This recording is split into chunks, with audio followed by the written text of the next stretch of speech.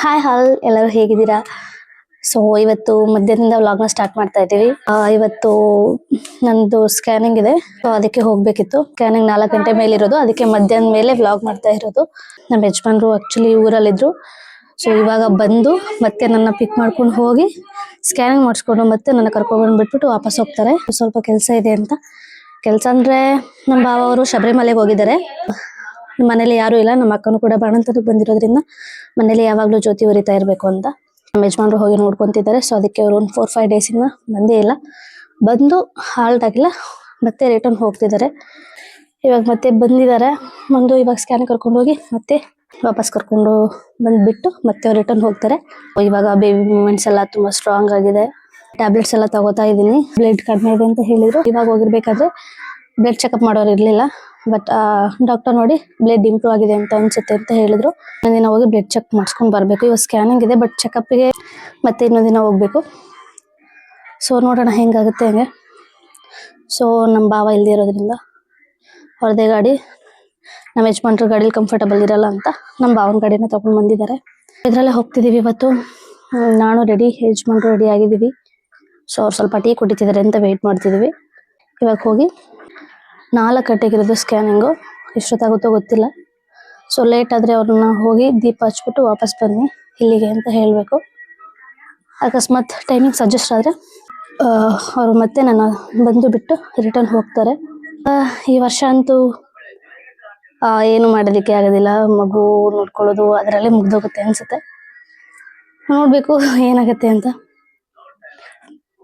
So ಇಷ್ಟು. ಮತ್ತು ಇವಾಗ ಹೊರಡ್ತೀವಿ ಮನೆ ಬಿಟ್ಟು. ಅಲ್ಲಿ ಹೋಗಿ ಸ್ಕ್ಯಾನಿಂಗ್ ಮುಗಿಸ್ಕೊಂಡು ಏನಾಯ್ತು ಎತ್ತ ಅಂತ ಮತ್ತೆ ಕಂಟಿನ್ಯೂ ಮಾಡ್ತೀನಿ. ಸೊ ವೇಟ್ ಮಾಡ್ತಾ ಇದ್ದೀವಿ. ನಾವು ಆಲ್ರೆಡಿ ಬೇಗನೆ ಹೊರಟಿದ್ವಿ, ಬಟ್ ಸ್ಕ್ಯಾನಿಂಗ್ ಮಾಡೋ ಡಾಕ್ಟರ್ ಬಂದಿರಲಿಲ್ಲ. ಅದಕ್ಕೋಸ್ಕರ ಅಲ್ಲಿ ತನಕ ಸ್ವಲ್ಪ ಕೆಲಸ ಇದೆ ಅಂತ ಹೇಳಿ ನಮ್ಮ ಯಜಮಾನ್ರು ಅಲ್ಲಿಂದ ಮತ್ತೆ ಹೊರಟ್ವಿ. ಅಲ್ಲಿ ಹೋದ್ಮೇಲೆ ಏನೇನು ಕೆಲಸ ಇತ್ತು ಅದನ್ನೆಲ್ಲ ಮುಗಿಸ್ಕೊಂಡ್ವಿ, ಬೇಗನೆ ಮುಗೀತು. ಅದಾದಮೇಲೆ ಮತ್ತೆ ಸ್ಕ್ಯಾನಿಂಗ್ ಸೆಂಟರ್ಗೆ ಬಂದ್ವಿ. ಬಂದಾದಮೇಲೆ ನಂದು 12ನೇ ಟೋಕನ್ ನಂಬರ್ ಇತ್ತು. ಸೊ ಅಲ್ಲಿಂದ ಸ್ಕ್ಯಾನಿಂಗ್ ಮುಗಿಸ್ಕೊಂಡು ಸ್ವಲ್ಪ ಲೇಟ್ ಆಗುತ್ತೆ ಅಂತ ಹೇಳಿದರು. ರಿಪೋರ್ಟ್ ಕೊಡೋದು ವೆಯ್ಟ್ ಮಾಡ್ತಾ ಕೂತಿದ್ದೀವಿ. ಸೊ ಸ್ಕ್ಯಾನಿಂಗ್ ಮುಗೀತು. ಇವಾಗ ರಿಪೋರ್ಟ್ ಬರೋದಕ್ಕೆ ವೆಯ್ಟ್ ಮಾಡ್ತಾ ಇದ್ದೀವಿ. ಇವ್ರಿಗೂ ಲೇಟ್ ಆಗ್ತಾಯಿದೆ ಮತ್ತೆ ರಿಟರ್ನ್ ಹೋಗೋದಕ್ಕೆ.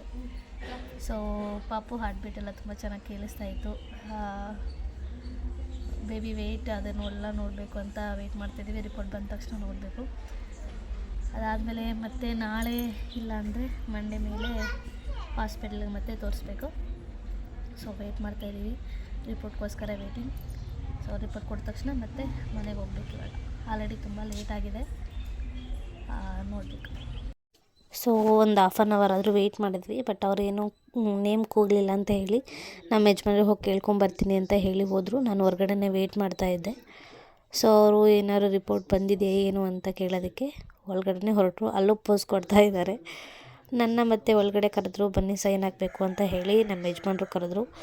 ಬಟ್ ತುಂಬಾ ರಶ್ ಇತ್ತು ಸ್ಕ್ಯಾನಿಂಗ್ ಸೆಂಟರ್ ಎಲ್ಲನೂ.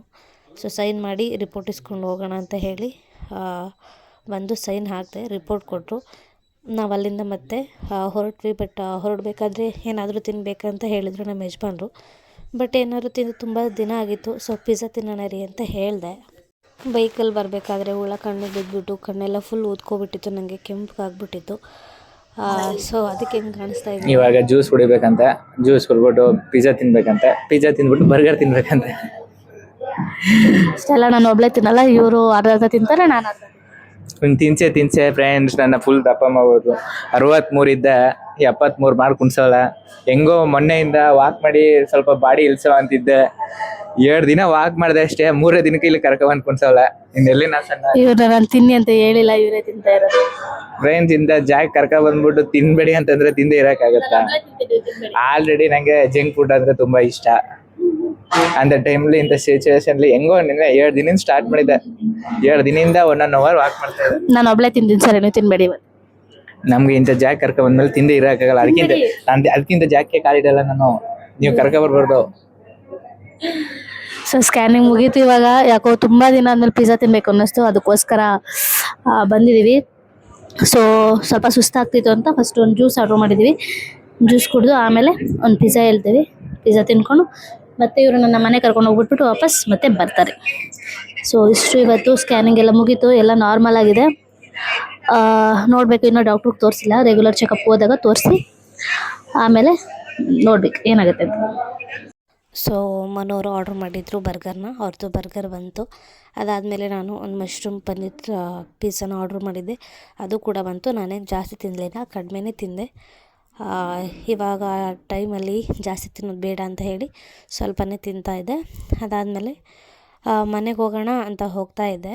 ಬಟ್ ದಾರಿನಲ್ಲಿ ಮತ್ತೆ ಪಾನಿಪುರಿ ನೋಡಿದೆ ಅಂತ ಹೇಳಿ ಮನೋರನ್ನ ಮತ್ತೆ ಪಾನಿಪುರಿ ತಿನ್ನಬೇಕು ಅಂತ ಹೇಳಿದೆ. ಮತ್ತು ಅವರು ರಿಟರ್ನ್ ತಿರುಗಿಸಿ ಪಾನಿಪುರಿ ಅಂಗಡಿ ಹತ್ರ ಕರ್ಕೊಂಡು ಹೋಗ್ತಾ ಇದ್ದಾರೆ. ಪ್ರೆಗ್ನೆನ್ಸಿಗಿಂತ ಮುಂಚೆ ಮನೋರ ಜೊತೆ ಯಾವಾಗ ಹೊರಗಡೆ ಬಂದರೂ ಪಾನಿಪುರಿ ತಿಂತಾಯಿದ್ದೆ. ಪ್ರೆಗ್ನೆನ್ಸಿ ಆದಮೇಲೆ ತುಂಬ ರೇರ್, ಮಂತ್ಗೆ 1 ಸಲನೋ 2 ಸಲನೋ ತಿಂದರೆ ತಿಂದಂಗೆ, ಇಲ್ಲಾಂದರೆ ಇಲ್ಲವೇ ಇಲ್ಲ. ಸೊ ಪಾನಿಪುರಿ ನೋಡಿದ್ರೆ ಹೆಣ್ಮಕ್ಳಿಗೆ ಹೆಂಗೆ ತಾನೇ ತಿಂದಿರೋದಕ್ಕೆ ಮನಸ್ಸು ಬರುತ್ತೆ. ಬಟ್ ಪ್ರೆಗ್ನೆನ್ಸಿ ಟೈಮಿಂದ ತುಂಬಾ ಅವಾಯ್ಡ್ ಮಾಡಿದ್ದೆ. ಇನ್ನೊಂದು ಬೆಸ್ಟ್ ಪಾರ್ಟ್ ಅಂತಂದರೆ ಯಾವಾಗ ಪಾನಿಪುರಿ ತಿನ್ನೋದಕ್ಕೆ ಹೋದರೂ ನಮ್ಮ ಯಜಮಾನ್ರೆ ನಂಗೆ ತಿನ್ನಿಸೋದು. ಅದು ನಂಗೆ ತುಂಬ ಖುಷಿ ವಿಷಯ. ಬಟ್ ಬೇರೆಯವ್ರಿಗೇನೋ ಅನ್ಸಲ್ವೇನೋ, ಬಟ್ ನನಗೆ ತುಂಬಾ ಖುಷಿಯಾಗುತ್ತೆ ನಂಗೆ ಹಂಗೆಲ್ಲ ನಮ್ಮ ಯಜಮಾನ್ರು ಫೀಡ್ ಮಾಡಿದಾಗ. ಸೊ ನಾನು 1-2 ಪೂರಿ ತಿಂದೆ ಅಷ್ಟೇ. ಅದಾದಮೇಲೆ ಮನೋವರು 1 ಪ್ಲೇಟ್ ತಿಂದರು. ಅದಾದಮೇಲೆ ಮತ್ತೆ ಅಲ್ಲಿಂದ ನಾವು ಪಾನಿಪುರಿ ತಿಂದ್ಕೊಂಡು ಮನೆ ಕಡೆಗೆ ಹೊರಟ್ವಿ.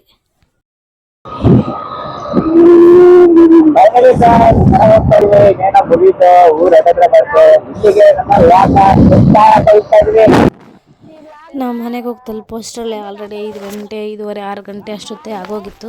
ಮನೋರಿಗೆ ತುಂಬಾ ಲೇಟಾಗಿತ್ತು, ರಿಟರ್ನ್ ಕೂಡ ಹೋಗಬೇಕಿತ್ತು ಅವರು. ಸೊ ನನ್ನನ್ನು ತಗೊಂಡು ಬಂದು ಮನೆಗೆ ಬಿಟ್ಟು ಅವ್ರು ಬೇಗನೆ ರಿಟರ್ನ್ ಹೋದರು. ಸೊ ಇಲ್ಲಿಗೆ ಈ ವ್ಲಾಗ್ ಮುಗಿಸ್ಬೇಕಾಗಿತ್ತು. ಬಟ್ ನಾನು ಹಾಸ್ಪಿಟಲ್ ವ್ಲಾಗ್ನು ಸೇರಿಸಿ ವ್ಲಾಗ್ ಮಾಡೋಣ ಅಂತ ಹೇಳಿ ಇದನ್ನು ಅರ್ಧಕ್ಕೆ ನಿಲ್ಲಿಸಿ ಪೋಸ್ಟ್ ಮಾಡಿರಲಿಲ್ಲ. ಅದಾದಮೇಲೆ ಮನೆಗೆ ಬಂದಾದಮೇಲೆ ನನಗೆ ಬೇಬಿ ಮೂಮೆಂಟ್ಸ್ ಆಗ್ತಾಯಿತ್ತು, ಅದನ್ನು ಸ್ವಲ್ಪ ಕ್ಯಾಪ್ಚರ್ ಮಾಡೋಣ ಅಂತ ಹೇಳಿ ಅದನ್ನು 1-2 ಕ್ಲಿಪ್ನ ಕ್ಯಾಪ್ಚರ್ ಮಾಡಿದೆ. ಬಟ್ ಅದು ಫೀಲ್ ಆದಾಗ ಎಷ್ಟು ಖುಷಿ ಆಗುತ್ತೆ ಅಂತ ಅಂದರೆ ಅದನ್ನು ಎಕ್ಸ್ಪ್ಲೇನೇ ಮಾಡೋದಕ್ಕೆ ಆಗೋದಿಲ್ಲ. ಬೇಬಿ ಮೂಮೆಂಟ್ಸ್ ಎಲ್ಲ ಆದಾಗ ಬೇರೆಯವ್ರಿಗೆ ಎಕ್ಸ್ಪ್ಲೇನ್ ಮಾಡೋ ಅಷ್ಟರಲ್ಲಿ ಅದು ಸ್ಟಾಪೇ ಆಗಿಬಿಟ್ಟಿರುತ್ತೆ. ಬಟ್ ನಾವು ಮಾತ್ರ ಅದನ್ನು ಅನುಭವಿಸೋದಕ್ಕೆ ಸಾಧ್ಯ. ಈ ಫೇಸನ್ನಂತೂ ಯಾರೂ ಮಿಸ್ ಮಾಡ್ಕೋಬೇಡಿ. ತುಂಬಾ ಎಂಜಾಯಬಲ್, ಮೆಮೊರೇಬಲ್ ಫೇಸ್ ಇದು ಪ್ರತಿಯೊಂದು ಹೆಣ್ಮಗಳಿಗೂ ಕೂಡ. ಸೊ ಸ್ಕ್ಯಾನಿಂಗ್ ಎಲ್ಲ ಆದಮೇಲೆ ಸ್ಕ್ಯಾನಿಂಗ್ ರಿಪೋರ್ಟ್ ತೋರಿಸ್ಬೇಕಿತ್ತು ಅಂತ ಹಾಸ್ಪಿಟ್ಲಿಗೆ ಬಂದಿದ್ವಿ. ಬಟ್ ಇನ್ನೂ 2 ಟೆಸ್ಟನ್ನು ಮಿಸ್ ಮಾಡಿದ್ದೆ, ಬ್ಲಡ್ ಟೆಸ್ಟನ್ನು. ಅದನ್ನು ಹೋಗಿ ಸ್ಕ್ಯಾನಿಂಗ್ ಸೆಂಟ್ರಲ್ಲಿ ಹೋಗಿ ಮಾಡಿಸ್ಕೊಂಡು ಬಂದು ಮತ್ತೆ ಹಾಸ್ಪಿಟ್ಲಿಗೆ ಬಂದ್ವಿ. ಬಟ್ ಏನಪ್ಪ ಅಂತಂದರೆ ಅವತ್ತಂತೂ ತುಂಬಾ ವೆಯ್ಟ್ ಮಾಡಿದ್ದೀವಿ. ಡಾಕ್ಟರ್ ಬೆಳಿಗ್ಗೆಯಿಂದ ಮಧ್ಯಾಹ್ನ ತನಕ ಬರಲೇ ಇಲ್ಲ. ಆಮೇಲೆ 1:15 ಆದಮೇಲೆ ಡಾಕ್ಟರ್ ಬಂದರು. ಬಟ್ ಆವಾಗಲೂ ಕೂಡ ರಶ್ ಇತ್ತು. ತುಂಬಾ ಟೈಮ್ ಕಳೆಯೋದು ಹೇಗೆ ಅಂತ ಹೇಳಿ ಫುಲ್ ಫೋನ್ನೇ ನೋಡಿದ್ದೀವಿ ಅವತ್ತೆಲ್ಲ. ತುಂಬ ರಶ್ ಇರೋದ್ರಿಂದ ವೆಯ್ಟ್ ಮಾಡ್ತಾನೂ ಕೂತಿದ್ವಿ. ಫೈನಲಿ 1-2 ಗಂಟೆ ಮೇಲೆ ಡಾಕ್ಟರ್ ಬಂದರು. ಡಾಕ್ಟರ್ ಬಂದಮೇಲೆ ಅವ್ರನ್ನ ವಿಸಿಟ್ ಮಾಡಿ ಅವ್ರು ಹೇಳಿದ್ರು ಏನೂ ಪ್ರಾಬ್ಲಮ್ ಇಲ್ಲ, ಎಲ್ಲ ನಾರ್ಮಲ್ ಇದೆ ಅಂತ. ಅವತ್ತು ಜಾಸ್ತಿ ವ್ಲಾಗ್ನೂ ಕೂಡ ಕ್ಯಾಪ್ಚರ್ ಮಾಡೋದಕ್ಕಾಗಲಿಲ್ಲ, ತುಂಬ ಸುಸ್ತಾಗ್ತಿತ್ತು. ಅದಕ್ಕೆ 1-2 ಕ್ಲಿಪ್ ಅಷ್ಟೇ ವ್ಲಾಗ್ ಮಾಡೋಣ ಅಂತ ಹೇಳಿ ಮಾಡಿದೆ. ಆಮೇಲೆ ಸ್ಟಾಪ್ ಮಾಡಿಬಿಟ್ಟೆ. ಅದಕ್ಕೋಸ್ಕರನೇ ಇಷ್ಟೇ ಇವತ್ತು. ಮತ್ತೆ ನೆಕ್ಸ್ಟ್ ವ್ಲಾಗ್ ಜೊತೆ ಸಿಗ್ತೀನಿ. ಬಾಯ್.